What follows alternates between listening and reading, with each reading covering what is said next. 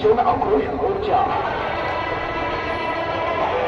ना सत्तेसाठी ना राजकारणासाठी मोर्चा निघणार आपल्या लेकीसाठी।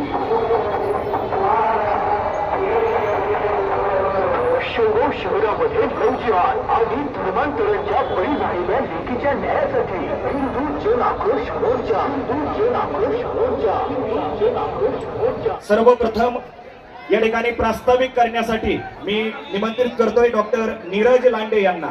आपण तर हा सर्व आपल्या शौकरांचा हिंदू बांधवांचा एक संताप आहे। आज आपल्या संतापाचा एक ज्वालामुखी म्हणून आपण या ठिकाणी जमा झालेलो आहोत। खरं तर लव जिहाद सारख्या गोष्टीमध्ये आज आपल्या सर्वांच्या घरामधली एक मुलगी आपली संध्याताई या ठिकाणी तिचा हगनात बळी गेलेला आहे। खरं तर मी आवर्जून मान्यवरांना सांगू इच्छितो की या ठिकाणी अत्यंत गरीब घरातली अत्यंत साध्या घरामधली अशी मुलगी होती। ताई खरं तर या मुलीचे वडील मोलमजुरी करणारे फरसांचं दुकान असणारे व्यक्ती आहेत। रोज कष्ट करायचे, फरसाण बनवायचं, बाजारात जायचं, तो विकायचं आणि आपल्या मुलांचा उदरनिर्वाह करायचा।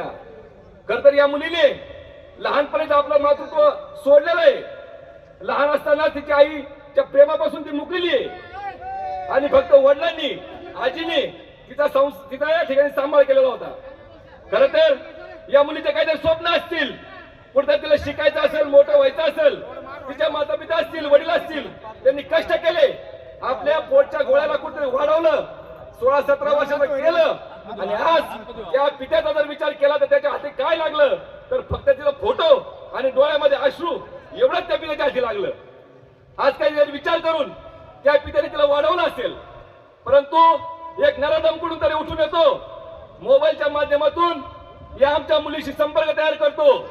संपर्क झाल्यानंतर तिला कुठेतरी ब्लॅकमेल करतो, मोबाईलच्या माध्यमातून तिचा मानसिक छळ करतो, त्या ठिकाणी कुठेतरी तिच्या पैशासाठी बळी पडतो, तिला पैसे मागतो, त्या ठिकाणी धर्मांतरणासाठी त्या आमच्या लेकीला कुठेतरी तो जबरदस्ती करतो। आणि अशा या उद्रेकातून ज्या पद्धतीने आमच्या मुलीने धर्मवीर संभाजी महाराजांनी ज्या पद्धतीने मरण स्वीकारलं परंतु धर्म बदलला नाही, अशा परिस्थितीमध्ये आमच्या संध्याताईने देखील मरण स्वीकारलं पण धर्म या ठिकाणी बदललेला नाहीये। तर आम्हाला या मुलीवर आम्हाला त्याचा गर्व आहे। आज तिचा बलिदान धर्मासाठी करण्यात तिने दिलेलं आहे।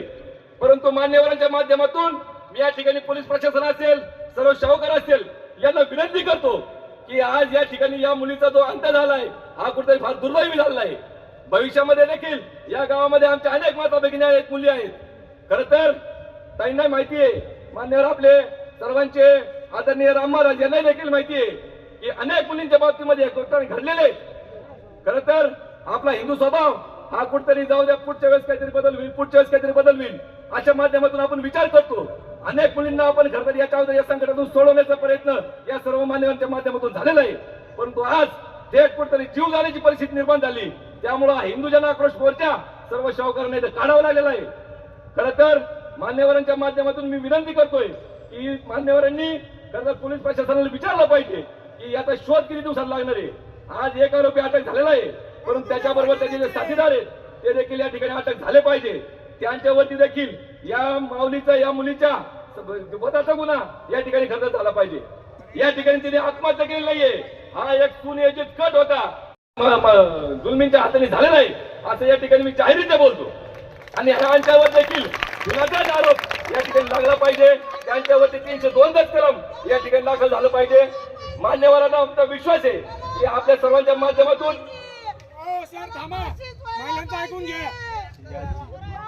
आज या ठिकाणी मान्यवरांना मी विनंती करतो की तुमच्या माध्यमातून पोलीस प्रशासनावरती या ठिकाणी दबाव निर्माण झाला पाहिजे आणि आमच्या मुलीला या ठिकाणी तिला न्याय मिळाला पाहिजे, तो मिळाला पाहिजे।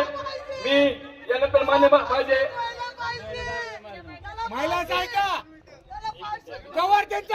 खरं तर आज ही माऊली जे बोलते हे तिचं दुःख आहे, हे शाहूकारांचं दुःख आहे। अनेक मुलींच्या बाबतीत ते घडलंय, भविष्यात ते घडलं नाही पाहिजे, यासाठी आपण सर्वांनी एक झालं पाहिजे।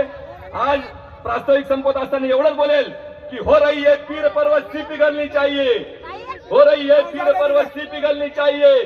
उस हिमालय से कोई गंगा निकलनी चाहिए। मेरे सीने में न सही तेरे सीने में सही, मेरे सीने में न सही तेरे सीने में सही। आग जैसी भी हो लेकिन आग जलनी चाहिए, आग जलनी जैसी भी हो लेकिन आग जलनी चाहिए। यानंतर मी सूत्रसंचालकांनी तुर्तास एवढेच. भेटूया पुढच्या बातमीपत्रात. जय हिंद, जय महाराष्ट्र.